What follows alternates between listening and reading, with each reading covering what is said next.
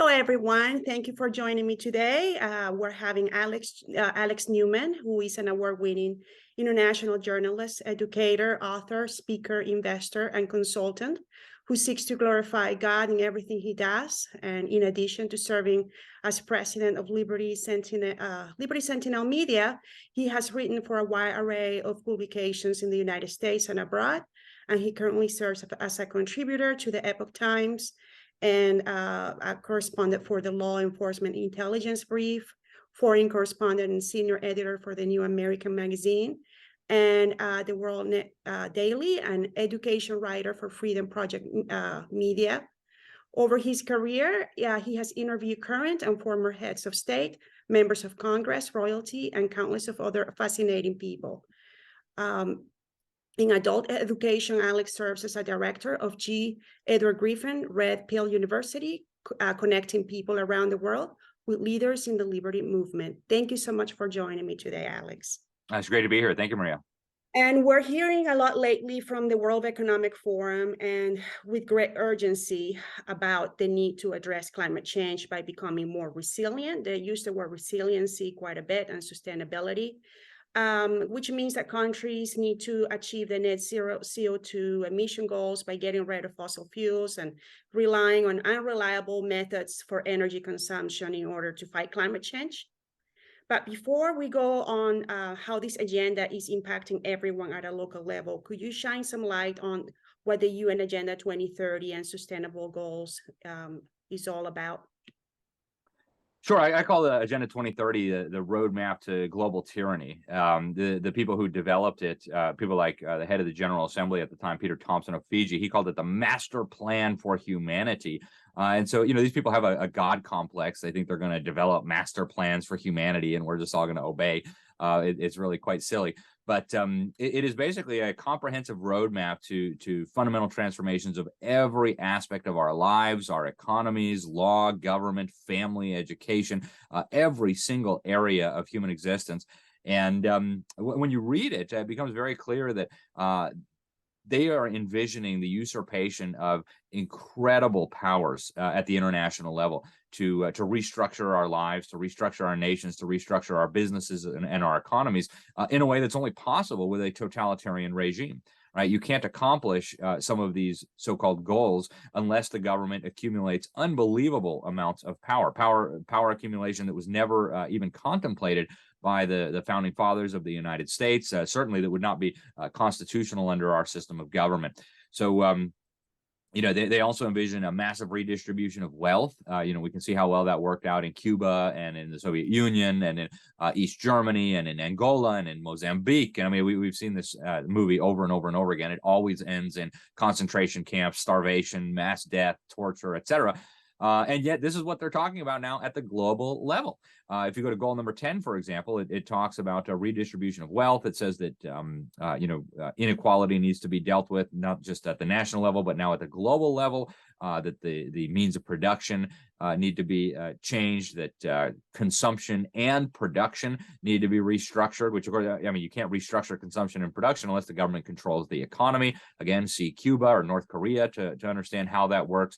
They talk about abortions for everyone, vaccines for everyone. There's some things in there that are designed to sound appealing to people who don't know any better, to people who don't understand what's happening here. Like, we're going to end world hunger. Well, of course, that's ludicrous. The way to end world hunger is to have free markets and private property and honest courts and an honest legal system, not by giving all power to the government. We've seen over and over again that when you give all power to the government, people starve to death by the millions. So it's a very, very dangerous plan. We could talk about it for hours and hours because, again, it goes into every little element of our lives. But one more thing to say about it: when it was released and approved by every government in the world in 2015, the dictatorship in communist China, which has murdered more people than any government in all of human history, they actually went to all their propaganda machines, all their newspapers and TV channels, and they bragged that the CCP, the Communist Party of China, had played, in their words, a crucial role in developing Agenda 2030, the 17 Sustainable Development Goals. So that should tell you a lot right there, that the most murderous dictatorship in all of human history is very proud that it helped develop this so-called master plan for humanity. Yeah, I'm originally from Venezuela, so exactly what you're saying, how we're seeing this movie play in other places, they're trying to play it now at a global level. And it's hard to, I think that Venezuela was actually had the fourth largest GDP in the world at one time, and now they are like the top country that is facing hyperinflation and misery and death and starvation, and it is all because of these totalitarian measures that were taken there. What is the role, in your opinion, of the Rockefeller Foundation here in the state of California?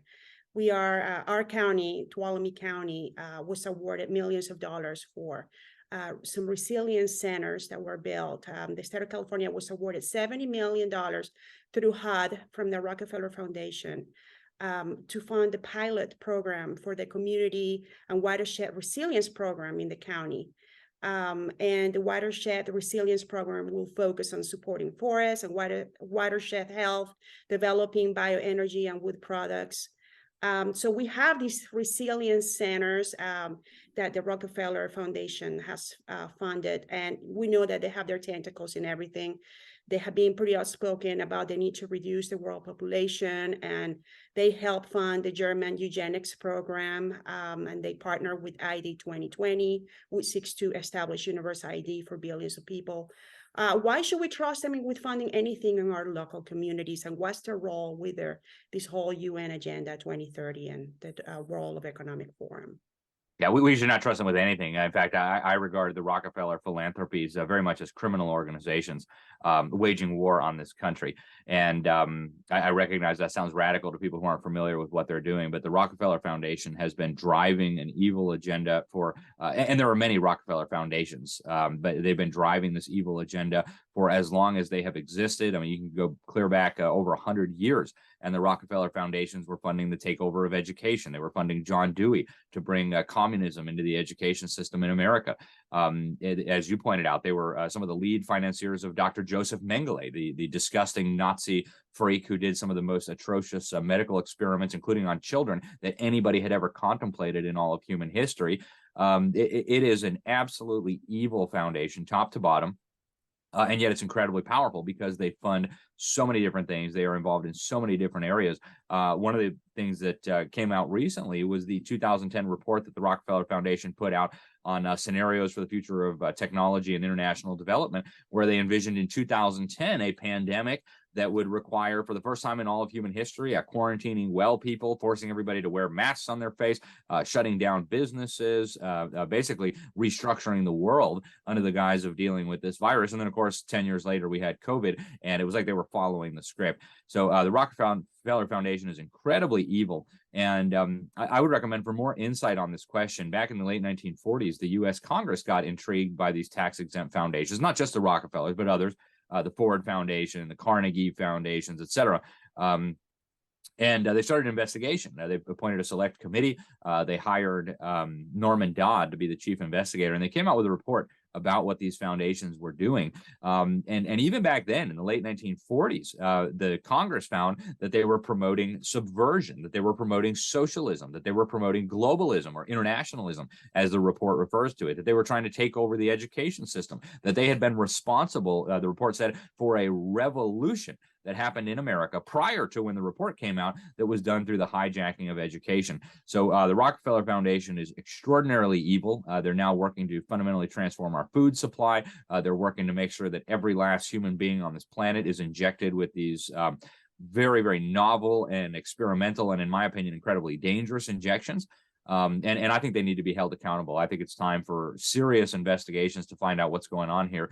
It's one thing for somebody to spend their money advancing their ideas. This is something totally different. This is, in my opinion, criminal acts against the American people and against all of humanity. And I believe these people should be held accountable. What should we do at a local level? Because now we have two resilience centers, one in a very small town, city of Tuolumne, and we have another one in Groveland, which is also within Tuolumne County. And people really don't know what's going on other than bring the attention to them. And hopefully the county supervisors are watching this video. But what can we do at this point? Well, I would say at the local level, the thing one is stop taking money from them, right? Do not take money from them because they don't just give out money for free. It always comes with strings attached. They give you money and then you have to do X, Y, Z. That's the same with all of these foundations. And in every case, what they're asking you to do sounds nice on the surface until you investigate it. And then you realize it's a horror show. It's probably illegal and it should not be happening. And so I would say step one, the county and whoever else was involved needs to say, we don't want your money. We're not taking your money. And we're certainly not going to allow you to weaponize the people's government for your private subversive purposes. I would also try to develop a relationship with the sheriff and bring this information to him. I don't know what your local prosecutors are like over there, but I would definitely be investigating this. And any politician, any elected official who is involved in putting taxpayers into bed with this evil foundation ought to be removed from office at the earliest possible opportunity. So as soon as an election comes up, these people should all be removed from their positions. I think they should be held accountable. Not just electorally, but also legally. I think lawsuits need to be filed. There should be no way for a private institution to come in and hijack the government of the American people or the people of your county or the people of the state of California or any other public institutions. Right? These are public institutions. They are not for the benefit of the Rockefellers or their crazy ideology. These are, in fact, their primary job description. Every one of these politicians, they take an oath on the Bible. They say they're going to uphold and defend the Constitution. If it's a state or a local official, the Constitution of the United States and also the Constitution of California. If it's a federal official, they swear to uphold the Constitution of the United States. And I don't believe that working with the Rockefeller Foundation on these projects is compatible with that oath. So I would say the first thing is the community needs to be educated. The second thing is any politicians involved in this need to be held accountable and removed from office. Absolutely. We have also last year, the Board of Supervisors, every single member approved a partnership with SURF, also known as a Community Economic Resilience Fund program. I know there is a UN SURF as well, but they couldn't answer the question as to whether there is any connection with that. And according to Tuolumne County, the SURF fund was created to build, quote, sustainable and resilient regional economies. And basically, it's called the HRTC, the High Price Road Transition Program. And what it is basically restructuring the government through something, through three initiatives, equity, climate, and jobs. And they want to, if the plan, once it's implemented, they want to create regional blocks throughout the state with a new system of governance. Each region is basically, it's going to be 13 regions, and each region is going to have a council and 5 committees. And of course, these committees are going to be unelected by the people, and they are placing, the stakeholders' position a more priority than what the voters will hold. And by the looks and size of this plan and the amount of planning needed, it looks like a big chunk of the funds that they're supposedly going to get is going to go into consulting teams and planners. So what are your thoughts on these public-private partnerships as so-called stakeholders and this new system of governance? And do you think there is any relationship with the UN SURF, which they don't even answer that question, but what are your thoughts? Without having studied the particulars in this county, these same ideas are popping up all over the country and all over the world, and they're very dangerous. They really aim to undermine self-government, and they also aim to undermine the free market economy. Right? In the fascist system, you have basically a system of public-private partnerships where the government and corporate power is intertwined. In fact, Benito Mussolini, the Italian fascist, that's how he defined fascism: the merger of state and corporate power. That is literally the definition of a public-private partnership. It's the merger of state and corporate power. And it's really the worst of all worlds, because what they're doing here is they are privatizing the profits and socializing the costs, the damages, and the losses. And of course, the undermining of our individual freedom and our ability to govern ourselves as we see fit is also undermined. So very, very dangerous. You also mentioned the restructuring of government, and that is a top priority of these people.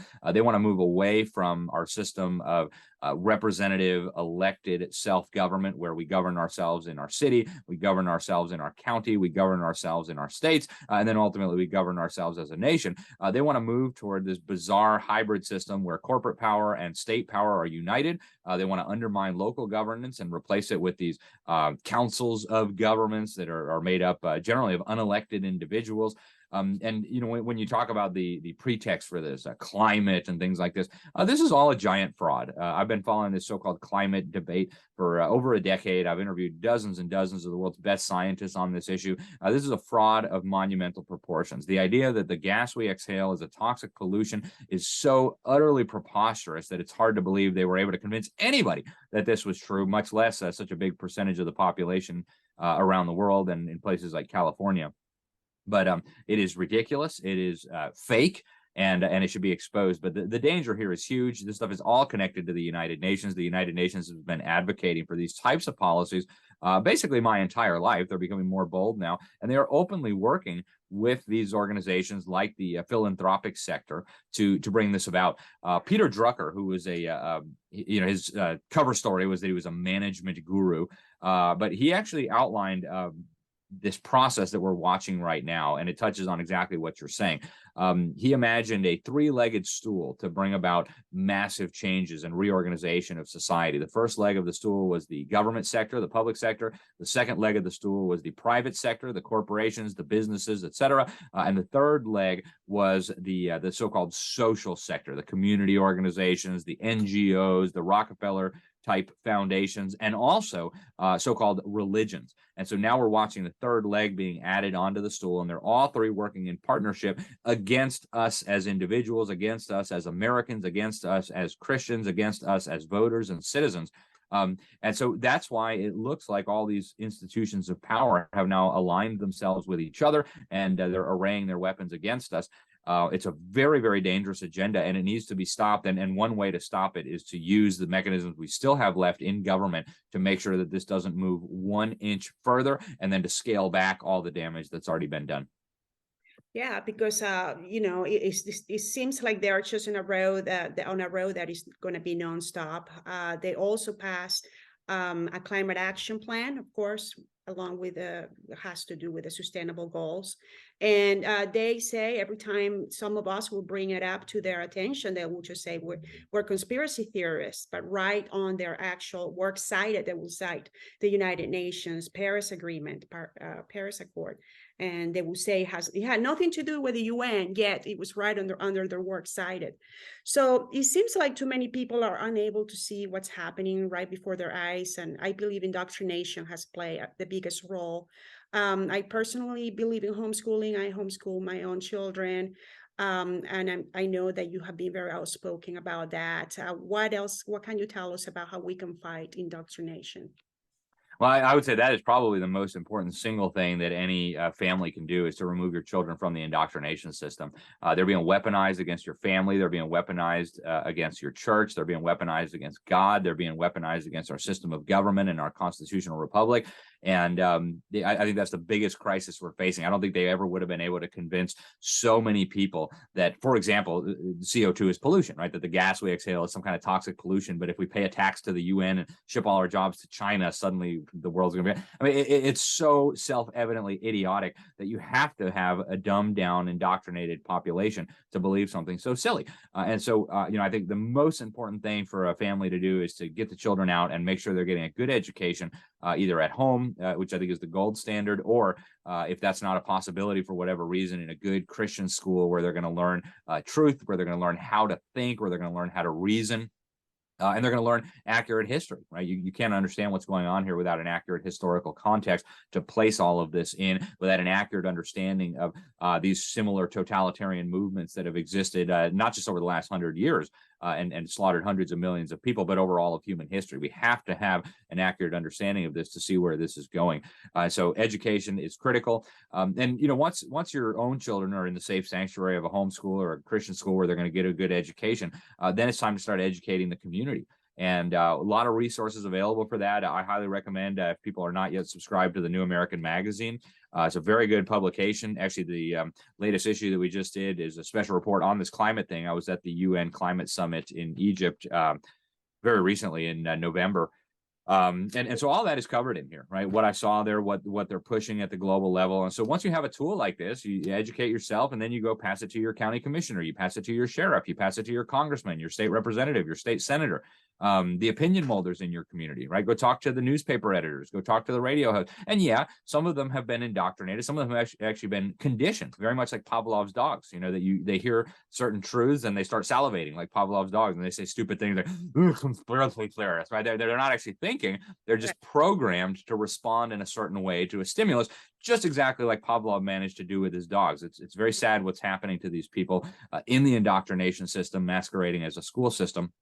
But every once in a while, you will find somebody who gets it. And once you've reached the opinion molders, that's how you can start to educate the entire community, right? Go to the radio hosts, go to the TV hosts, go to the local politicians, go to the leaders of the organizations, go to the head of your local GOP or even your Democratic Party. There are a lot of Democrats who oppose this. A lady that I knew well and who is a wonderful, wonderful lady, Rosa Corey.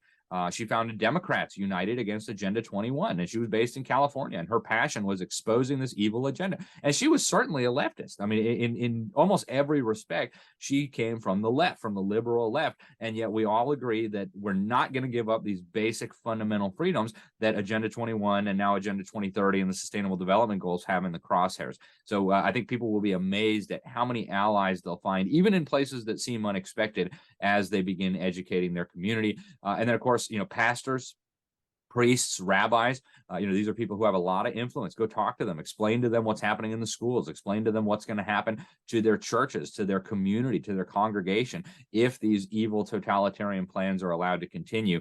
And a lot of them, once they see it, will become very, very powerful allies. We've trained thousands of pastors just over the last couple of years, and they're now loudly speaking out, and they're getting their congregations up to speed on what these evil forces have been doing. So there's a lot of work to be done. Nobody can do it all on their own. When you find politicians who are critical in driving this, they need to be removed. And it's actually not that difficult to remove politicians from power. They like to act like they're in untouchable, right? That they are in the commanding heights and nobody can remove them from power. That's simply not true. Find a good candidate to run against them and get involved. Really, we're talking tiny margins. A lot of these people get into office with a few hundred votes, maybe a few thousand votes. You only need to convince a small percentage of the public to be able to move these elections, assuming you have a legitimate election, assuming they're not rigging the machines. And that's critical to do. And, you may not be cut out to run for office, and that's fine. Find somebody who is cut out for running for office and then support them. Either go knock doors for them, right? Tell people why they should elect them. If you don't have time to knock doors, you can write a check, right? Help. These people need money to campaign against the special interests and the establishment that we're up against. But I've seen it happen over and over again. We're getting good people into office all across this country. And I really recommend that people get involved in all that. And finally, the most important thing, get on your knees and pray. We are up against really diabolical forces that are actually evil, and I don't say that because someone has a different opinion than me. It's fine to have a different opinion than me, but what we're talking about here is quite literally evil. It's from the pit of hell, and we need to be on our knees in prayer and ask God for assistance in this. Yes, we sure do. And I would love just to end our interview for you to talk about your visit to Egypt and how kind of that open your eyes to the fact that they're moving us towards almost like what appears to me a new religion or a new cult for the climate. And just tell us what you witnessed, what you were there about the tablets and what they did. They did a whole theater out of it. And I would love for you to just comment on it briefly if you could. Yeah, thank you, Maria. So, I've known that they're working on this one world religion thing kind of in the background for a long time. But at this UN conference in Egypt, it took place on the Sinai Peninsula, not far from what they say is Mount Sinai, which is, of course, where God gave Moses the actual 10 commandments, right? Don't worship idols, don't murder, don't steal, don't commit adultery. I mean, basic rules of morality that God delivered to mankind. And these people actually came up with a new set of 10 commandments. Originally, they called it a new 10 commandments. Later, they got a lot of bad press. They started calling it an addendum to the 10 commandments, but it is really pantheistic. It's a new system of morality that they're ushering in. And there is a concerted effort right now to bring the religions of the world together. I mentioned the three-legged stool earlier. They want the religions of the world to be a critical part of this shift because they know if they don't have the religious movements of the world, they're not going to have the hearts of the people of the world. And so now they've got the governments through the UN, they've got the businesses through the World Economic Forum and other institutions and organizations. Now they want to bring the religions on board. And so they're getting a lot of buy-in, unfortunately, from all across all the different religions. You had leading Muslim leaders there. You had Jewish leaders there. You had Catholic leaders there. You had evangelical and Protestant leaders there. You had Orthodox leaders there, Hindus. They flew in some shaman from the Amazon rainforest to represent indigenous spirituality, right? And so this is happening now. The UN is funding it. The U.S. State Department is funding it. Actually, the Rockefeller Foundation, we started with them, right? Yeah. There's a very nefarious organization called Religions for Peace, and I talk about it a little bit in this organization, in this magazine. It's called the UN's New World Religion. If people want to get a copy, it's at thenewamerican.com. And this Religions for Peace operation, it's funded by Rockefeller, it's funded by Soros, funded by the UN, funded by the State Department. And they're very openly now saying, you know, we all have kind of the same virtues, the same morality. We need to come together. They actually signed a paper committing themselves to aligning their congregations, their people, with the vision of human development set forth in Agenda 2030, the Sustainable Development Goals that we were talking about. And again, you've got Catholics, Protestants, Orthodox, Muslims, Hindus, Buddhists, you know, everything that you can imagine, all coming together and saying we all agree, we need to bow down to the UN and restructure human society to go along with this. But this is not true religion. In fact, the Bible describes true religion as taking care of widows and orphans. This is not religion. This stuff is contrary to the word of God. And Maria, I was able to get an exclusive 40-minute interview with some of the organizers of this religious thing, the new 10 Commandments and everything. And I encourage people to go watch it. Of course, I couldn't give away my own personal views because they would have stopped the interview right away. So I'm just asking questions like a journalist should. And you know, some of the things they told me are just absolutely bonkers. One guy, the CEO of the Peace Department, he tells me that, you know, we're working on a third covenant now, right? You got the old covenant with, you know, Moses, the Old Testament. You got the new covenant when Christ came. Well, these people now say they're working on a third covenant. They say they're going to build heaven on earth. This is blasphemy. This is sacrilege. And you don't have to be you know, a really religious person to recognize that this flies in the face of the Bible. It flies in the face of human liberty, and it flies in the face of morality. Who do these people think they are? That they get to create new 10 Commandments, that they get to create new covenant? That's God's job, not theirs. And so I do encourage people to get up to speed on this. If it's not in your community yet, it will be soon. And we need to be on guard. We need to be protecting our families and our communities and our religious communities from this. I really appreciate you joining me today, and I'm very grateful that you're here, and I hope we can do this again in the future. And I just ask everyone to please share this video with everyone you know and your local representatives as well, because we know that Tuolumne County here in Northern California, it might be, our state might be the tip of the spear and all these horrible and evil agenda that's happening, but we know that they're wanting to implement that in every county and every state and every country in the world. So I thank you, Alex, and hope to have you again soon. Thank you so much, Maria. Really appreciate it.